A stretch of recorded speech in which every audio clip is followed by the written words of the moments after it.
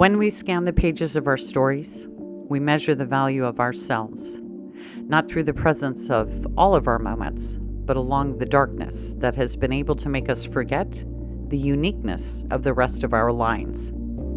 As we pause in those energies, we don't feel them as something that once was. We experience them as if they are next to us, casting shadows for everyone to notice and judge. All narratives, to some degree, contain the absence of light in their contents, and while we know that to be true, we also believe that the existence of our particular glitches separate us from being able to connect with anyone else. We dream of changing that heavy sense of being alone in a room full of people, but it's very difficult to trust ourselves to be able to do so when we are distracted by the reminders that we should have been more aware of the chances for dragons and avoided them to begin with. In other words, it's not that we actually fear our falling or not knowing if there is another stumble around the bend. However, we are terrified of the rejection and the unkind noises that speak so loudly in and around us as we roughly practice life on our unguided travels. The power of our darkness seems so limiting, but is only one aspect that affects us, as the reality is that we are also experiencing that confinement as a consequence of the boundaries that we have placed around the definition of what it means to be happy without considering that it has infinite possibilities. Regardless of how we have anchored ourselves as ineffective characters on our prior storylines,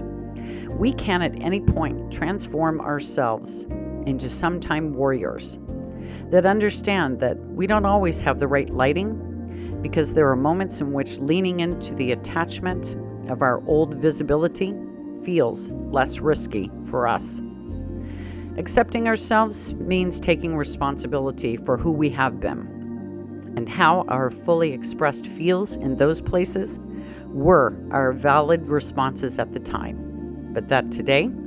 we can unlock the gloom's hold on us with the support that will prevent it from darkening our future pathways before we have even arrived. Who we are becoming is building upon our yesterdays, and it can only be repeated if our field of view continues to listen to the voices echoing in the ebb and flow of our emotions, rather than including all of our other distinct aspects that make us so very capable if we would just stop and look at them. Our journeys are filled with challenges, and to begin turning our loss of balance in those conflicts into our walking in a beautiful mess, we have to expand our known methods of how flowers grow to allow room for the changes in the weather and the lighting, as well as ourselves. Have the best day possible for you. Love always. Have all.